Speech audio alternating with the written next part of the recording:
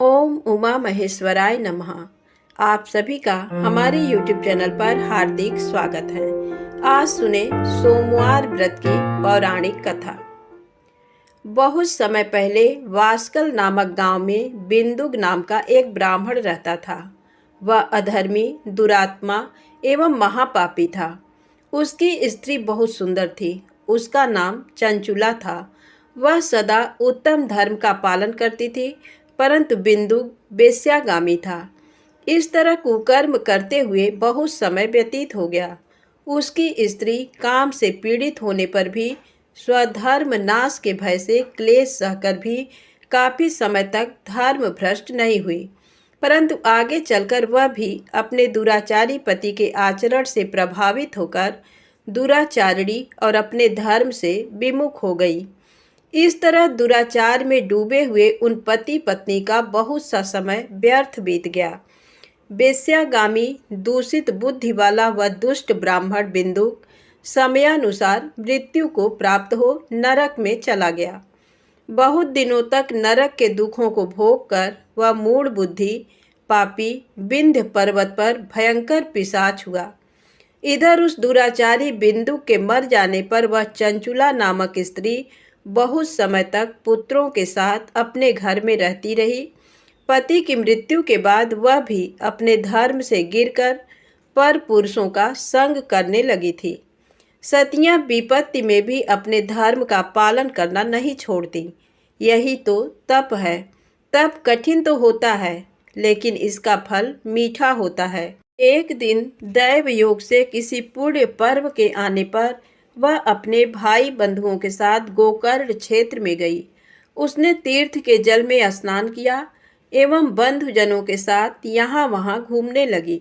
घूमते घूमते वह एक देव मंदिर में गई। वहाँ उसने एक ब्राह्मण के मुख से भगवान शिव की परम पवित्र एवं मंगलकारी कथा सुनी। कथावाचक ब्राह्मण कह रहे थे कि जो स्त्रियां व्यभिचार करती हैं वे मरने के बाद जब यमलोक जाती हैं तब यमराज के दूत उन्हें तरह तरह से यंत्रणा देते हैं। वे उसके कामांगों को तप्त लौह दंडों से दागते हैं। तप्त लौह के पुरुष से उसका संसर्ग कराते हैं।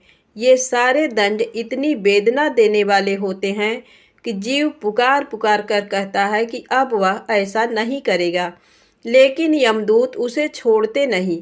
कर्मों का फल तो सभी को भोगना पड़ता है।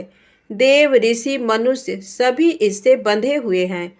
ब्राह्मण के मुख से ये वैराग्य बढ़ाने वाली कथा सुनकर चंचुला भय से व्याकुल हो गई। कथा समाप्त होने पर सभी लोग वहां से चले गए। तब कथा बाँचने वाले ब्राह्मण देवता से चंचुला ने कहा, हे ब्राह्मण, धर्म को न जानने के कारण मेरे द्वारा बहुत बड़ा दुराचार हुआ है। स्वामी, मेरे ऊपर कृपा कर मेरा उद्धार कीजिए।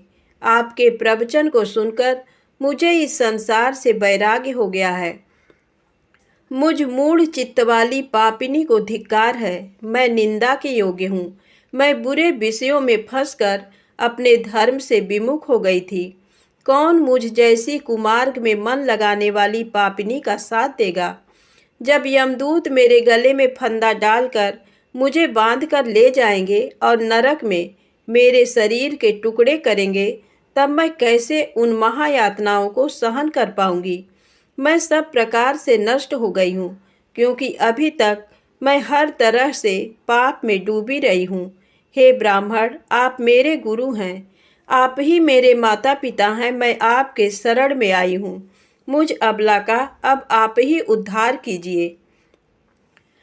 इस प्रकार विलाप करती हुई चंचुला ब्राह्मण देवता के चरणों में गिर पड़ी। तब ब्राह्मण ने उसे कृपा पूर्वक उठाया और इस प्रकार कहा, नारी, तुम सौभाग्यशाली हो जो भगवान शंकर की कृपा से तुमने वैराग्यपूर्ण ये कथा सुनी। कथा सुनकर समय से अपनी गलती का एहसास कर लिया है। तुम डरो मत और भगवान शिव की शरण में जाओ। उनकी परम कृपा से तुम्हारे सभी पाप नष्ट हो जाएंगे। मैं तुम्हें भगवान शिव की कथा सहित वह मार्ग बताऊंगा जिसके द्वारा तुम्हें सुख देने वाली उत्तम गति प्राप्त होगी। शिव कथा सुनने से तुम्हारी बुद्धि शुद्ध हो गई है और तुम्हें पश्चाताप हुआ है तथा मन में वैराग्य उत्पन्न हुआ है। पश्चाताप ही पाप करने वाले पापियों के लिए सबसे बड़ा प्रायश्चित है। जो मनुष्य अपने कुकर्म के लिए पश्चाताप नहीं करता वह उत्तम गति प्राप्त नहीं करता, परंतु जिसे अपने कुकृत्य पर हार्दिक पश्चाताप होता है वह अवश्य उत्तम गति का भागीदार होता है, इसमें कोई शक नहीं है। शुद्ध चित्त में ही भगवान शिव व पार्वती का वास होता है। वह शुद्धात्मा पुरुष सदा शिव के पद को प्राप्त होता है। इस कथा का श्रवण सभी मनुष्यों के लिए कल्याणकारी है, अतः इसकी आराधना व सेवा करनी चाहिए। हे ब्राह्मण पत्नी, तुम अन्य विषयों से अपने मन को हटाकर भगवान शंकर की इस परम पावन कथा को सुनो। इससे तुम्हारे चित्त की शुद्धि होगी और तुम्हें मोक्ष की प्राप्ति होगी। जो मनुष्य निर्मल हृदय से भगवान शिव के चरणों का चिंतन करता है उसकी एक ही जन्म में मुक्ति हो जाती है। ये कहकर वे ब्राह्मण चुप हो गए। उनका हृदय करुणा से भर गया। वे ध्यान में मग्न हो गए। ब्राह्मण का ये उपदेश सुनकर चंचुला के नेत्रों में आनंद के आंसू छलक आए। वह हर्ष भरे हृदय से ब्राह्मण देवता के चरणों में गिर गई और हाथ जोड़कर बोली, मैं कृतार्थ हो गई। हे ब्राह्मण, शिव भक्तों में श्रेष्ठ स्वामीन, आप धन्य हैं। आप परमार्थदर्शी हैं और सदा परोपकार में लगे रहते हैं। साधो, मैं नरक के समुद्र में गिर रही हूँ, कृपा कर मेरा उद्धार कीजिए।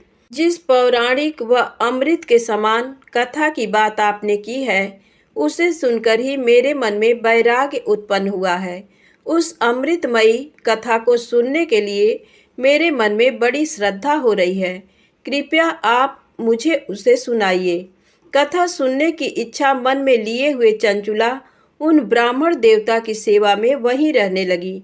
उस गोकर्ण नामक महाक्षेत्र में उन ब्राह्मण देवता के मुख से चंचुला भगवान शिव की भक्ति, ज्ञान और वैराग्य बढ़ाने वाली और मुक्ति देने वाली परम उत्तम कथा सुनकर कृतार्थ हुई। उसका चित्त शुद्ध हो गया। वह अपने हृदय में शिव के सगुण रूप का चिंतन करने लगी। वह सदैव शिव के सच्चिदानंदमय स्वरूप का स्मरण करती थी। तत्पश्चात अपना समय पूर्ण होने पर चंचुला ने बिना किसी कष्ट के अपना शरीर त्याग दिया। उसे लेने के लिए एक दिव्य विमान वहां पहुंचा। ये विमान शोभा साधनों से सजा था एवं शिवगणों से सुशोभित था। चंचुला विमान से शिवपुरी पहुंची। उसके सारे पाप धुल गए। वह दिव्यांगना हो गई। वह गौरांगी देवी मस्तक पर अर्धचंद्र का मुकुट व अन्य दिव्य आभूषण पहने शिवपुरी में पहुंची। वहां उसने सनातन देवता त्रिनेत्रधारी महादेव शिव को देखा। सभी देवता उनकी सेवा में भक्तिभाव से उपस्थित थे। उनकी अंग कांति करोड़ों सूर्यों के समान प्रकाशित हो रही थी। 5 मुख और हर मुख में 3 नेत्र थे। मस्तक पर अर्धचंद्राकार मुकुट शोभायमान हो रहा था। कंठ में नील चिन्ह था। उनके साथ में देवी गौरी विराजमान थी जो विद्युत पुंज के समान प्रकाशित हो रही थी। महादेव जी की कांति कपूर के समान गौर थी। उनके शरीर पर श्वेत वस्त्र थे तथा शरीर श्वेत भस्म से युक्त था। इस प्रकार भगवान शिव के परम उज्जवल रूप के दर्शन कर चंचुला बहुत प्रसन्न हुई। उसने भगवान को बारंबार प्रणाम किया और हाथ जोड़कर प्रेम, आनंद और संतोष से युक्त हो विनीत भाव से खड़ी हो गई। उसके नेत्रों से आनंदाश्रुओं की धारा बहने लगी। भगवान शंकर व भगवती गौरी उमा ने करुणा के साथ सौम्य दृष्टि से देखकर चंचुला को अपने पास बुलाया। गौरी उमा ने उसे प्रेम पूर्वक अपनी सखी बना लिया। चंचुला सुख पूर्वक भगवान शिव के धाम में उमा देवी की सखी के रूप में निवास करने लगी। एक दिन चंचुला आनंद में मग्न उमा देवी के पास गई और दोनों हाथ जोड़कर उनकी स्तुति करने लगी। हे गिरिराज नंदिनी, स्कंद माता उमा, आप सभी मनुष्यों एवं देवताओं द्वारा पूज्य तथा समस्त सुखों को देने वाली हैं। आप शंभु प्रिया हैं। आप ही सगुणा और निर्गुणा हैं। हे सच्चिदानंद स्वरूपिणी, आप ही प्रकृति की पोषक हैं। हे माता, आप ही संसार की सृष्टि, पालन और संहार करने वाली हैं। इस प्रकार सद्गति प्राप्त चंचुला देवी की स्तुति कर शांत हो गई। उसकी आंखों में प्रेम के आंसू उमड़ आए। तब शंकर प्रिया भक्त वत्सला उमा देवी ने बड़े प्रेम से चंचुला को चुप कराते हुए कहा, सखी चंचुला, मैं तुम्हारी स्तुति से प्रसन्न हूँ। बोलो, क्या वर मांगती हो? चंचुला बोली, हे गिरिराज कुमारी, मेरे पति बिंदुक इस समय कहाँ हैं? उनकी स्थिति कैसी है, मुझे बताइए और कुछ उपाय कीजिए ताकि हम फिर से मिल सकें। हे महादेवी, मेरे पति एक शूद्र जाति वेश्या के प्रति आसक्त थे और पाप में ही डूबे रहते थे। गिरिजा बोली, बेटी, तुम्हारा पति बिंदुक बड़ा पापी था, उसका अंत बड़ा भयानक हुआ। वेश्या का उपभोग करने के कारण वह मूर्ख नरक में अनेक वर्षों तक अनेक प्रकार के दुख भोग कर अब शेष पाप को भोगने के लिए विंध्य पर्वत पर पिशाच की योनि में रह रहा है। वह दुष्ट वहीं वायु पीकर रहता है और सब प्रकार के कष्ट सहता है। गौरी देवी की ये बात सुनकर चंचुला अत्यंत दुखी हो गई। फिर मन को किसी तरह स्थिर करती हुई दुखी हृदय से माँ गौरी से उसने एक बार फिर पूछा, हे महादेवी, मुझ पर कृपा कीजिए और मेरे पापी पति का अब उद्धार कर दीजिए। कृपा करके मुझे वह उपाय बताइए जिससे मेरे पति को उत्तम गति प्राप्त हो सके। गौरी देवी ने कहा, यदि तुम्हारा पति भगवान शिव की पुण्यमयी उत्तम कथा सुने तो वह इस दुर्गति को पार करके उत्तम गति का भागी हो सकता है। अमृत के समान मधुर गौरी देवी का ये वचन सुनकर चंचुला ने दोनों हाथ जोड़कर मस्तक झुकाकर उन्हें बारंबार प्रणाम किया तथा प्रार्थना की कि मेरे पति को भगवान शिव की कथा सुनाने की व्यवस्था कीजिए। ब्राह्मण पत्नी चंचुला के बार बार प्रार्थना करने पर शिव प्रिया गौरी देवी ने भगवान शिव की महिमा का गान करने वाले गंधर्वराज तुम्बुरु को बुलाकर कहा, तुम्बुरो, तुम्हारी भगवान शिव में प्रीति है। तुम मेरे मन की सभी बातें जानकर मेरे कार्यों को सिद्ध करते हो। तुम मेरी इस सखी के साथ विंध्य पर जाओ। वहाँ एक महाघोर और भयंकर पिशाच रहता है। पूर्व जन्म में वह पिशाच बिंदुक नामक ब्राह्मण मेरी इस सखी चंचुला का पति था। वह वेश्यागामी हो गया था। उसने स्नान, संध्या आदि नित्य कर्म छोड़कर अपवित्र रहने लगा। क्रोध के कारण उसकी बुद्धि भ्रष्ट हो गई। दुर्जनों से उसकी मित्रता तथा सज्जनों से द्वेष बढ़ गया था। वह अस्त्र शस्त्र से हिंसा करता, लोगों को सताता और उनके घरों में आग लगा देता था। चांडालों से दोस्ती करता, वह रोज वेश्या के पास जाता था। पत्नी को त्याग कर दुष्ट लोगों से दोस्ती कर उन्हीं के संपर्क में रहता था। वह मृत्यु तक दुराचार में फंसा रहा। मृत्यु के बाद उसे पापियों के भोग स्थान यमपुर ले जाया गया। वहाँ घोर नरकों को सहकर इस समय वह विंध्य पर पिशाच बनकर रह रहा है और पापों का फल भोग रहा है। तुम उसके सामने परम पुण्यमयी पापों का नाश करने वाली भगवान शिव की दिव्य कथा का प्रवचन करो। इस कथा को सुनने से उसका हृदय सभी पापों से मुक्त होकर शुद्ध हो जाएगा और वह प्रेत योनि से मुक्त हो जाएगा। दुर्गति मुक्त होने पर उस बिंदुक नामक पिशाच को विमान पर बिठाकर तुम भगवान शिव के पास ले आना। माँ उमा का आदेश पाकर गंधर्वराज तुम्बरो प्रसन्नता पूर्वक अपने भाग्य की सराहना करते हुए चंचुला को साथ लेकर विमान से पिशाच के निवास स्थान विंध्य पर्वत पर गया। वहां पहुंचकर उसने उस विकराल आकृति वाले पिशाच को देखा। उसका शरीर विशाल था, उसकी ठोड़ी बड़ी थी। वह कभी हंसता, कभी रोता, कभी उछलता था। महाबली तुम्बरों ने बिंदुक नामक पिशाच को पासों से बांध लिया। उसके पश्चात तुम्बरों ने कथा बाँचने के लिए स्थान तलाश कर मंडप की रचना की। शीघ्र इस बात का पता लोगों को चल गया कि एक पिशाच के उद्धार हेतु देवी पार्वती की आज्ञा से तुम्बरो भगवान शिव की कथा सुनाने विंध्य पर्वत पर आया है। उस कथा को सुनने के लोभ से बहुत से देवर्षि वहां पहुंच गए। सभी को आदर पूर्वक स्थान दिया गया। पिशाच बिंदुक को पांसों में बांधकर आसन पर बिठाया गया और तब तुम्बरू ने परम उत्तम भगवान शिव की अमृत कथा का गान शुरू किया, जिससे सभी श्रोता कृतार्थ हो गए। परम पुण्यमय कथा को सुनकर पिशाच सभी पापों से मुक्त हो गया और उसने पिशाच शरीर का त्याग कर दिया। शीघ्र ही उसका रूप दिव्य हो गया। उसका शरीर गौर वर्ण का हो गया। शरीर पर श्वेत वस्त्र एवं पुरुषों के आभूषण आ गए। इस प्रकार दिव्य देहधारी होकर बिंदुक अपनी पत्नी चंचुला के साथ स्वयं भी भगवान शिव का गुणगान करने लगा। उसे इस दिव्य रूप में देखकर सभी को बहुत आश्चर्य हुआ। उसका मन परम आनंद से परिपूर्ण हो गया। सभी भगवान महेश्वर के अद्भुत चरित्र को सुनकर कृतार्थ हो उसका यशोगान करते हुए अपने अपने धाम को चले गए। बिंदुक अपनी पत्नी चंचुला के साथ विमान में बैठकर शिवपुरी की ओर चल दिया।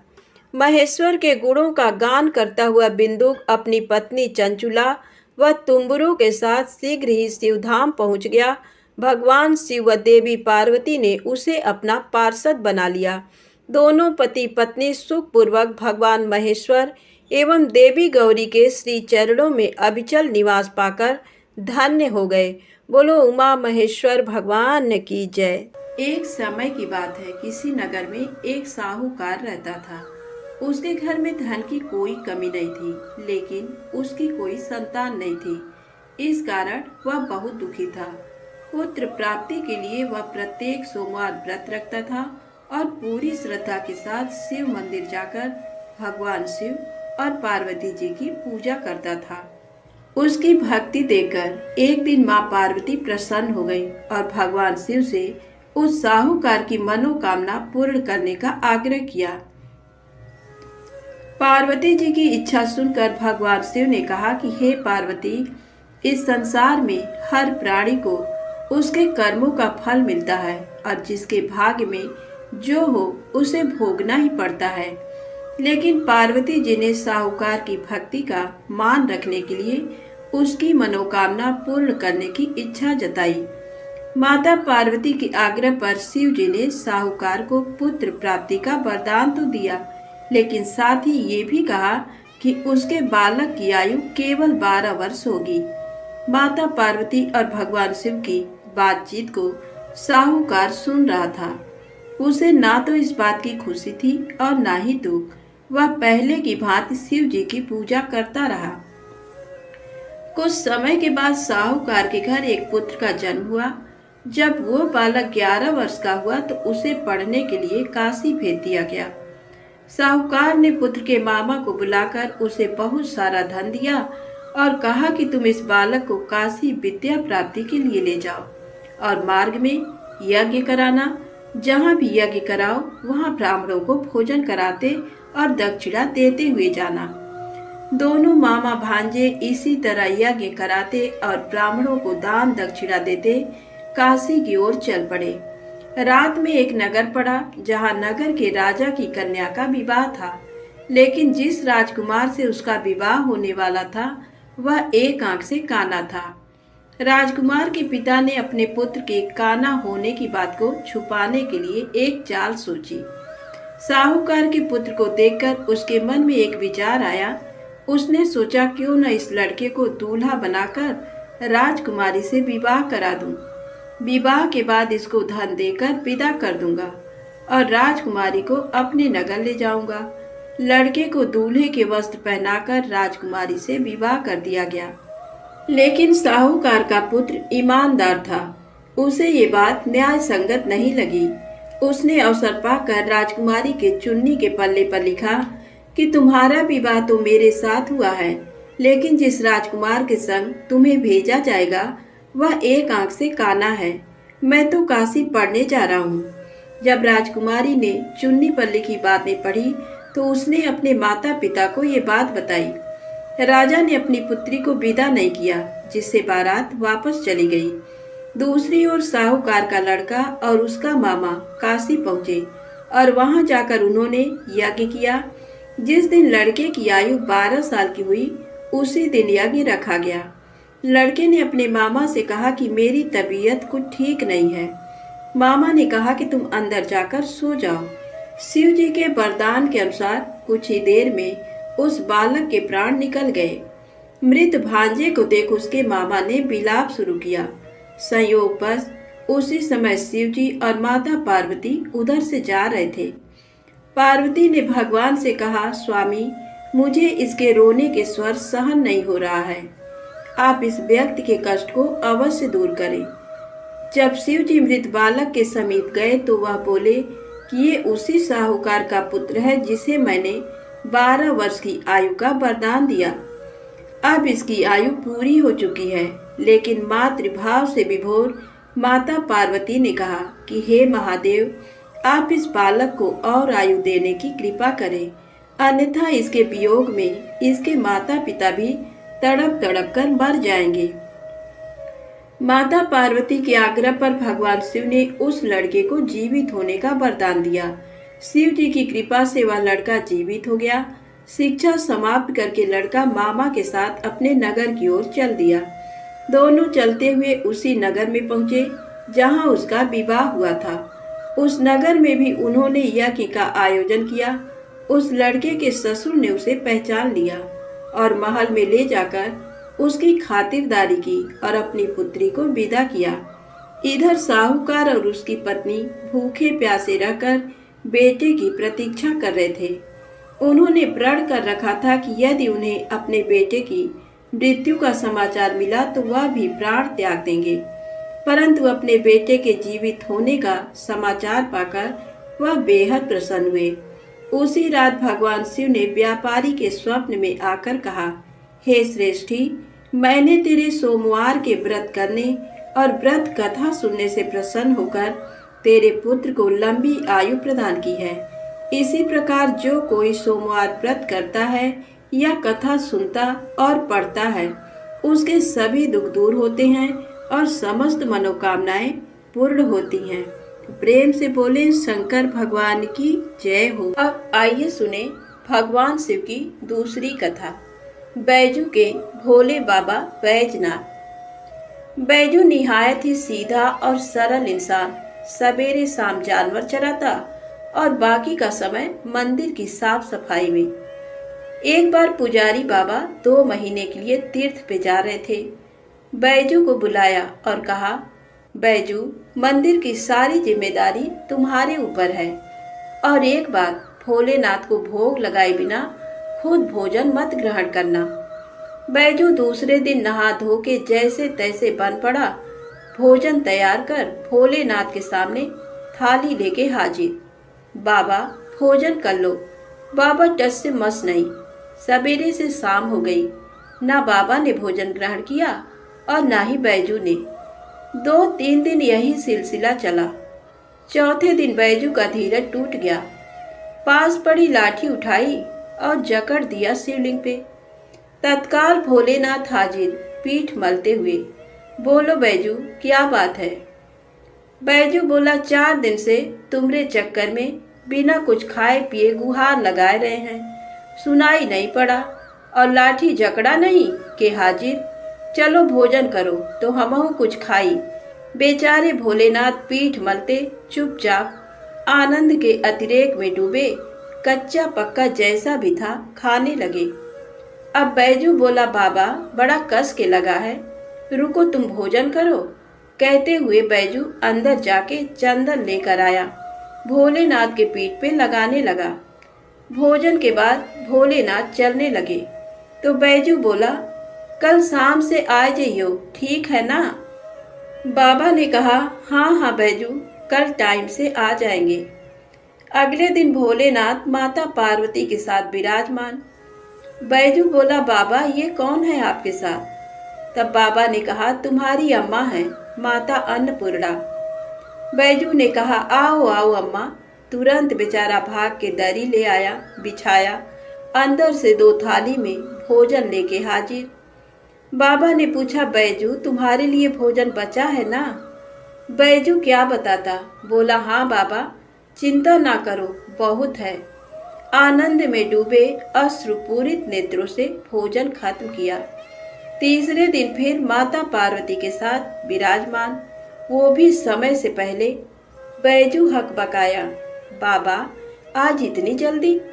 माता पार्वती मुस्कुराई, बोली बैजू आज खाना मैं बनाऊंगी।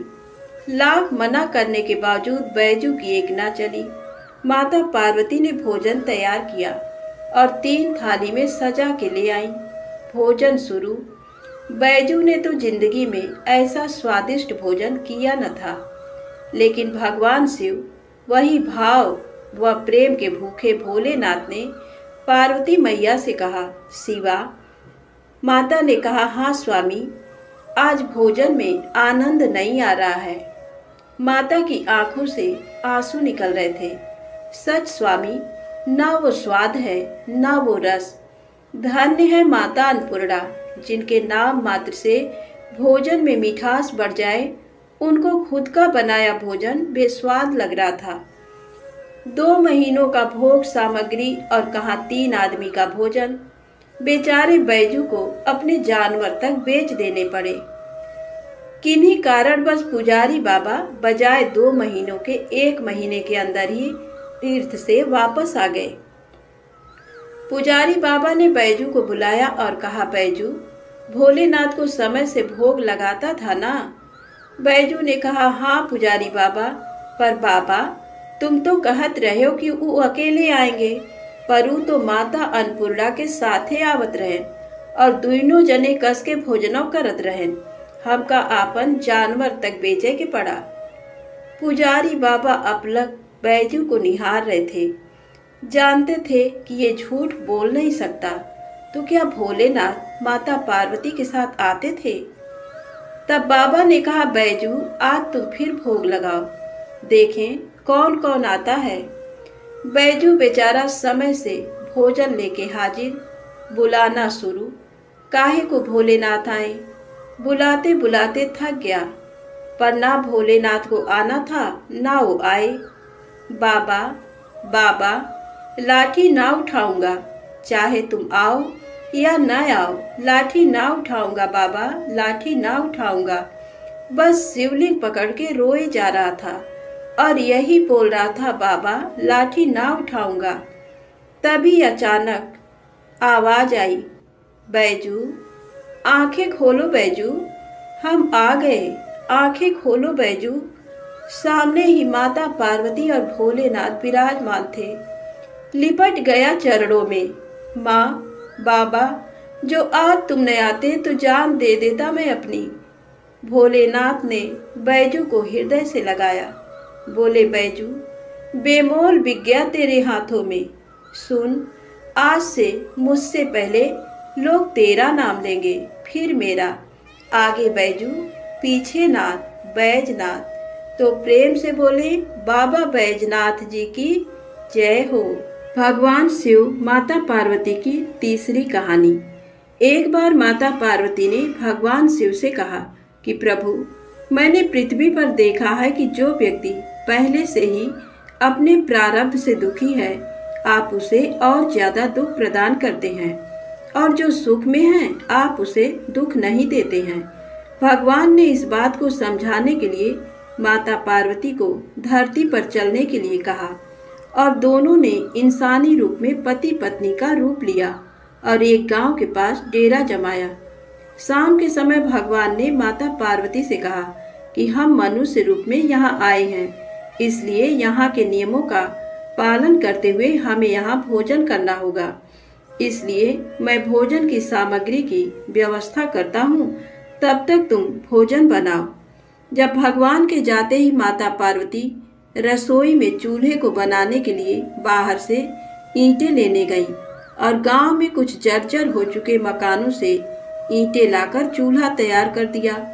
चूल्हा तैयार होते ही भगवान वहां पर बिना कुछ लाए ही प्रकट हो गए। माता पार्वती ने उनसे कहा, आप तो कुछ लेकर नहीं आए, भोजन कैसे बनेगा? भगवान बोले, पार्वती अब तुम्हें इसकी जरूरत नहीं पड़ेगी। भगवान ने माता पार्वती से पूछा कि तुम चूल्हा बनाने के लिए इन ईंटों को कहाँ से लेकर आई? तो माता पार्वती ने कहा, प्रभु इस गांव में बहुत से ऐसे घर भी हैं जिनका रखरखाव सही ढंग से नहीं हो रहा है। उनकी जर्जर हो चुकी दीवारों से मैं ईंटें निकाल कर ले आई। भगवान ने फिर कहा, जो घर पहले से खराब थे तुमने उन्हें और खराब कर दिया। तुम ईंटें उन सही घरों की दीवार से भी तो ला सकती थी। तब माता पार्वती बोली, प्रभु, उन घरों में रहने वाले लोगों ने उनका रखरखाव बहुत सही तरीके से किया है और वो घर सुंदर भी लग रहे हैं। ऐसे में उनकी सुंदरता को बिगाड़ना उचित नहीं होता। भगवान बोले, पार्वती, यही तुम्हारे द्वारा पूछे गए प्रश्न का उत्तर है। जिन लोगों ने अपने घर का रखरखाव अच्छी तरह से किया है, यानी सही कर्मों से अपने जीवन को सुंदर बना रखा है, उन लोगों को दुख कैसे हो सकता है। मनुष्य के जीवन में जो भी सुखी है वो अपने कर्मों के द्वारा सुखी है और जो दुखी है वो अपने कर्मों के द्वारा दुखी है।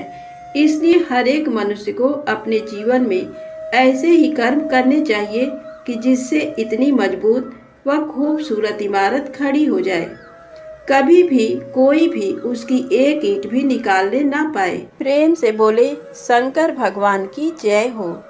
आइए सुने गणेश जी की कहानी। एक गांव था जिसमें एक सेठ जी अपने परिवार के साथ रहते थे। सेठ जी का गांव के पास के ही शहर में बड़ा व्यापार था। सेठ जी गणेश जी की पूजा श्रद्धा एवं विश्वास से करते थे, जिससे सेठ जी के घर में अन्न धन के भंडार सदैव ही भरे रहते थे। उनके जीवन में किसी भी प्रकार की कोई कमी नहीं थी। नित्य प्रतिदिन नियम अनुसार रोज वो नदी पर नहाने जाते और आकर गणेश जी की पूजा करते, उन्हें भोग लगाते, फिर स्वयं भोजन करते थे। ये बात सेठानी जी को अच्छी नहीं लगती थी।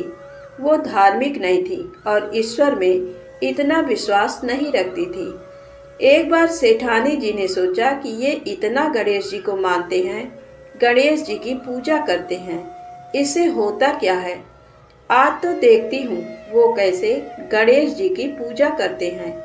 अगले दिन जब सेठ जी नदी पर नहाने जाते हैं तो सेठानी जी गणेश जी की मूर्ति को उठाकर मूर्ति को कपड़े से ढककर बगीचे में जमीन में दबा देती हैं।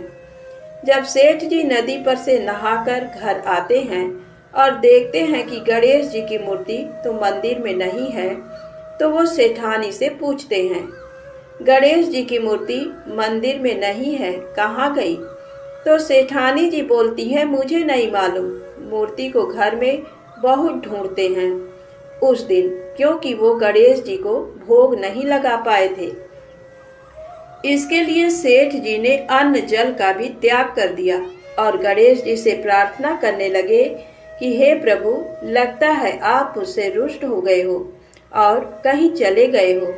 आप अपनी कृपा दृष्टि मुझ पर बरसाइए, प्रभु मुझे दर्शन दीजिए।